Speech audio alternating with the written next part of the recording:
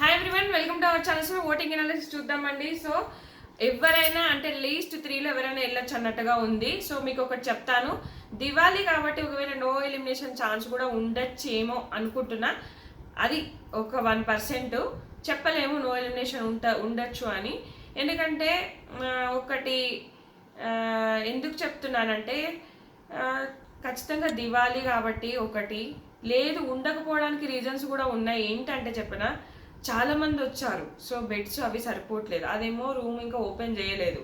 So ఖచ్చితంగా పంపించేస్తారా, ఏదో ఒక 1% నో ఎలిమినేషన్ పెడతారా, ఎప్పుడన్నా ఒక నో ఎలిమినేషన్ ఉంటుంది కదా పక్క, అట్లా అనిపిస్తుంది. నో ఎలిమినేషన్ ఉంటుందేమో దీపావళి కారణంగా, దసరా రోజే పంపించేది దివాళీకి పంపరా అంటే చెప్పలేదు, ఏదో అనిపించింది నాకు, అది గుర్తుకొచ్చింది నాకు. నిన్న నుంచి చెప్దాం అనుకుంటున్నా, మర్చిపోతున్నా. సో నచ్చితే ఖచ్చితంగా లైక్ చేయండి. అయితే మనకు ఇక్కడ మన తనుజ గారు ఎలాగైనా టాప్లో ఉంటారండి, ఎలాగైనా కొంచెం మెచ్యూర్డ్గా ఆడుతున్నారు. కొంచెం బాల్ టాస్క్లో కొంచెం అరవడం తప్ప కొంచెం చాలా ఇంప్రూవ్ అయ్యారు. ఇదివరకటంతా తింగరతనం, అరవడం, కోపం అదైతే తగ్గించుకున్నారు. సో ఖచ్చితంగా ఏమో ఫస్ట్ ఎప్పటి నుంచో టాప్లోనే ఉంటుంది.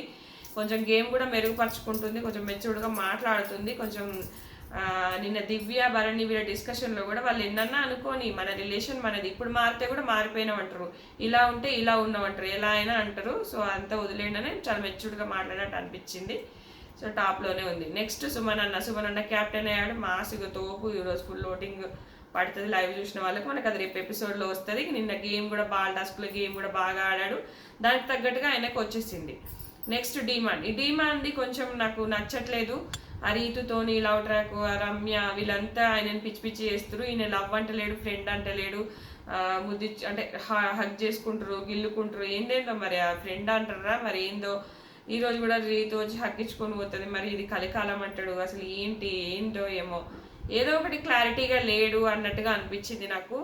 సో మరి ఇలా చెడుదబ్బుకోవద్దు, గేమ్ని మంచిగా ఉంటే బాగుంటుంది అనిపిస్తుంది. నెక్స్ట్ వచ్చేసి మనకు భరణి గారు కూడా వెళ్ళిపోతారా అంటే చెప్పలేము, ఎందుకంటే ఓటింగ్ అయితే తగ్గుతూ వస్తూ ఉంది.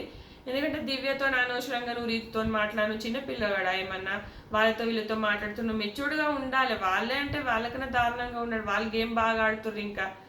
సో అదంతా రచ్చ ఏడుచుడు ఓదర్చుకోవడాలు. ఈయనైతే 4th ప్లేస్లో ఉన్నాడు. 5th మనకు దివ్య ఉంది, రాము రాథోడ్. సో దివ్య రాము రాథోడ్లో ఇద్దరు ఎవరైనా వెళ్ళిపోవచ్చు. రాము రాథోడ్కి అసలు కంటెంటే లేదు. సో రాము రాథోడ్ ఏంటంటే వైల్డ్ కార్డ్స్ తిరుగుతుంటే నిన్ను ఎవరైనా సేవ్ చేస్తారా అని అన్నారు. అంటే అది లేదు, నేను సేవ్ అవుతానా అని కాన్ఫిడెన్స్ అతనికి ఉంది, చూద్దాం సేవ్ అవుతాడా లేదా. దివ్య రాము రాథోడ్లో ఎవరైనా వెళ్ళిపోవచ్చు. దివ్యకు ఒక బెనిఫిట్ వచ్చింది, మాధురిగాతో గొడవ వల్ల అతనికి ఆమెకు కొంచెం ఓటింగ్ అయితే పెరిగింది. క్రాస్ ఓటింగ్ ఆమె నచ్చని, ఆమె మీద ఎగబడుతుంది కాబట్టి ఆమెకు ఓటింగ్ పడుతూ వస్తూ ఉంది. చూద్దాం ఇద్దరు ఎవరు ఎలిమినేట్ అవుతారు.